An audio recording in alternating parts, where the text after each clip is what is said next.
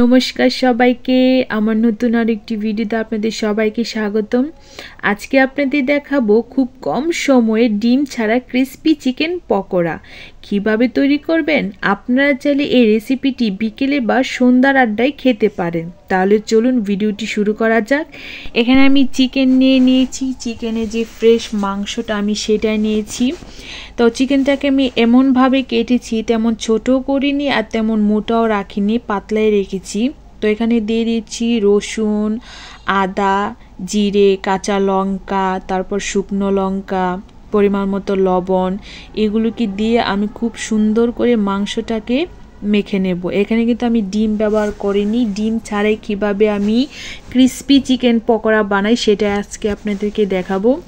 এটাকে আমি সুন্দর করে মেখে 30 মিনিটের জন্য সাইড করে রেখে দেব। এখন আমি এদিকে ময়দাটা সুন্দর করে তৈরি করে নেব। তো ময়দাতে আমি দিয়ে দিচ্ছি পরিমাণ মতো লবণ, শুকনো লঙ্কার গুঁড়ো আর দিয়ে দিব গোলমরিচের গুঁড়ো। এটাকে আমি খুব সুন্দর করে একে অপরের সাথে মিশিয়ে নেব। এতে কিন্তু আমি পানি ব্যবহার করব না, এটাকে শুকনোই রাখবো। তো সুন্দর করে এটাকে মিশিয়ে নেব। এদিকে চুলায় তেল গরম বসিয়ে পকোড়াগুলো তৈরি করে নেব। প্রথমে মশলা মাখানো চিকেনগুলো ময়দার সাথে হালকা করে মিশিয়ে নেব। পরে পানিতে একবার ভালো করে ডুবিয়ে নেব। পরে আবার ময়দার সাথে ভালো করে মাংসটাকে মিশিয়ে নেব। অবশ্যই কিন্তু হাতে মুঠোয় চেপে চেপে সুন্দর করে মাংসটা ময়দার সাথে মিশিয়ে নিতে হবে। তারপর হালকা হাতে হালতোভাবে এটাকে ঝেড়ে ঝেড়ে দেব, যাতে অতিরিক্ত যে ময়দাগুলো সেটা মাংসের গায়ে লেগে না থাকে। এভাবে আমি প্রত্যেকটা তৈরি করে নেব। আপনারা দেখতেই পাচ্ছেন আমি একটা তৈরি করে নিয়েছি। একই প্রসেসে আমি বাকিগুলো খুব সুন্দর করে তৈরি করে নেব। আপনারা দেখতে থাকুন পুরো ভিডিওটা। এই চিকেন পকোড়াটা কিন্তু খেতে খুবই ক্রিস্পি হয়। আপনারা বুঝতেই পারবেন না যে এটা আমি ডিম ছাড়া তৈরি করেছি। কেউ প্রথম খেয়ে বলতেই পারবে না এত ক্রিস্পি কীভাবে হয়েছে। আপনারা কিন্তু এটা বাড়িতে অবশ্যই ট্রাই করবেন। আশা করি পুরো ভিডিওটা আপনাদের কাছে খুবই ভালো লাগবে। আমার পকোড়াগুলো কিন্তু তৈরি হয়ে গেছে ভাজার জন্য। এবার আমি এক এক করে খুব সুন্দর করে পকোড়াগুলো ভেজে নেব। আপনারা দেখতে থাকুন।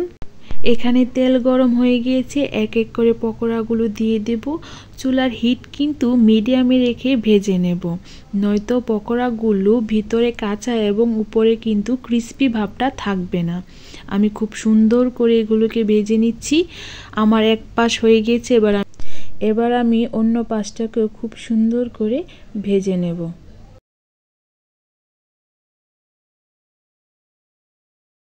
আমার চিকেন পকোড়াটা কিন্তু খুব সুন্দর করে আমি ভেজে নিয়েছি। আপনারা দেখতেই পাচ্ছেন কতটা ক্রিস্পি হয়েছে।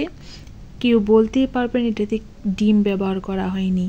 আপনারা কিন্তু বাড়িতে এই পকোড়াটা অবশ্যই ট্রাই করবেন।